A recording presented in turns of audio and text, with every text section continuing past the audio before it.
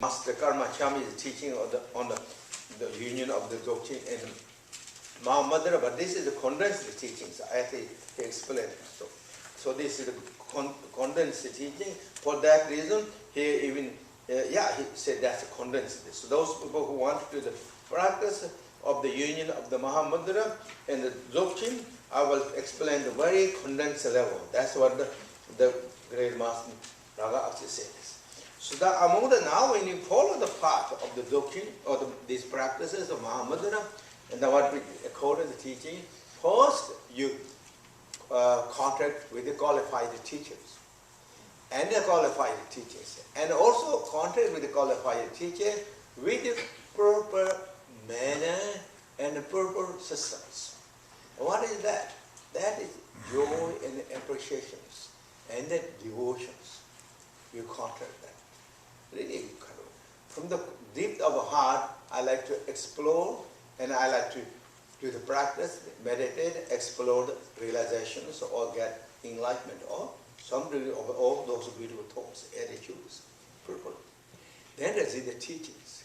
Teachings, and then, but when you receive the teaching and the instructions, what are those? Now, in the teaching always said, receive the teachings and instructions, particularly in Vajrayana teaching, receive the also empowerment, transmission, and repeat the instructions. And when you receive the teachings, and also then practice, follow with the foundation practices, such as the Mundo practices. Those are the foundation practices. And all these practices, how we are going to practice. And that is going to practice by the, as mentioned earlier, and I mentioned 2 days ago, and we all know that. With the devotion, joyful effort, and then we clear mind, we're going to practice. And together with that, then 4 renunciation thoughts, or 4 those thoughts. 4 renunciations is again, what are those? Those are, of course, you all know that it is thinking of the precious human lives, and it said thinking of the impermanence, and thinking of the cause and effects that are inevitable, and thinking of the samsara has a lot of challenge and difficulties. So reflecting those thoughts clearly and beautifully, with joy and appreciations. Thinking that. With that thought. And then release a practice.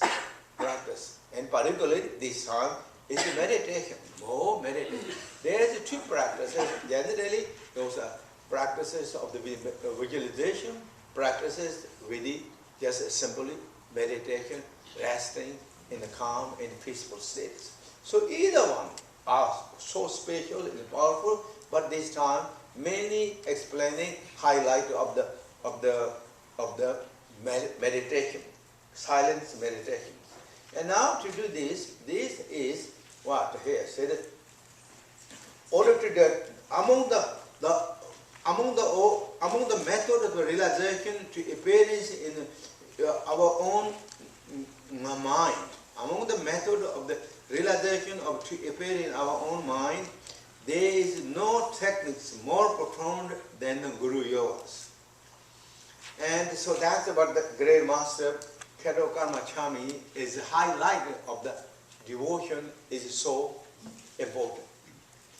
What that devotion we went through, and you all know that the devotion is a combination of the joy and appreciations and confidence. Confidence, that is these 3 beautiful attitudes are combined together, that is known as devotions. In the Tibetan word, there is generally 2 words, Tepa and Mugu. Tepa means, I think it's exactly the same as in English. English, faith. F-A-I-T-H, faith. And then Mugu is devotions. So what is the difference between faith and devotions in English? Maybe it's very similar, but in the Tibet, devotion means, this Mugi means, is joy, appreciation, and confidence. Feel the precious, really precious. Feel happy and joy, and like to do. Like to explore, like to settle that. No, not lingering of the doubt and hesitations, this and that. Now you settle. That is devotion.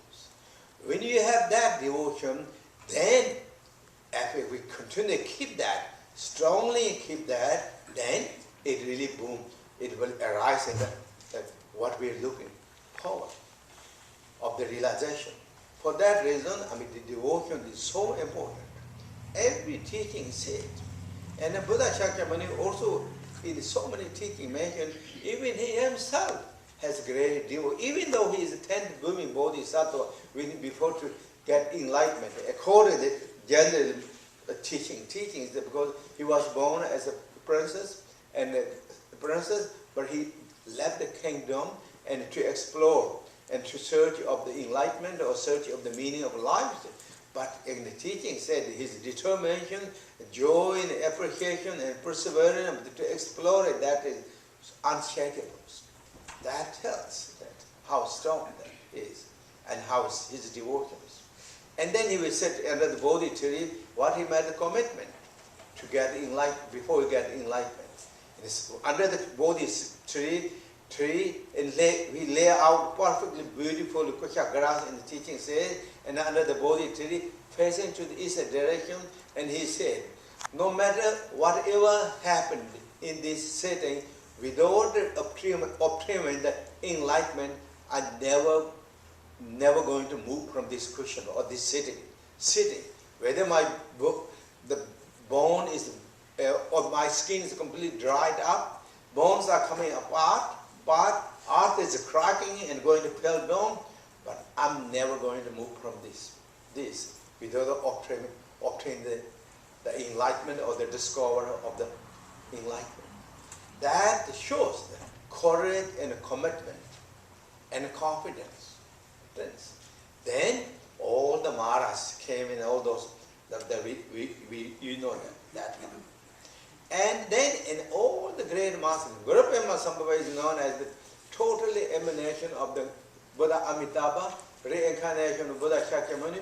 But even him, in that externally to show to us, really he pursued very ascetic practices, many places, received the teaching, and went all the different places, practiced, meditated, exiled, and then he announced it, or he claimed that I become the enlightenment, or I receive the immortality, and so forth. But he is already said it. But even though that, he showed to us to show how important.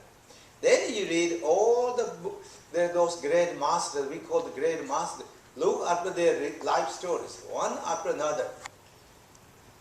They contracted so perfectly, practiced and meditated and follow the instructions. Instructions with the courage and commitment, with the devotions.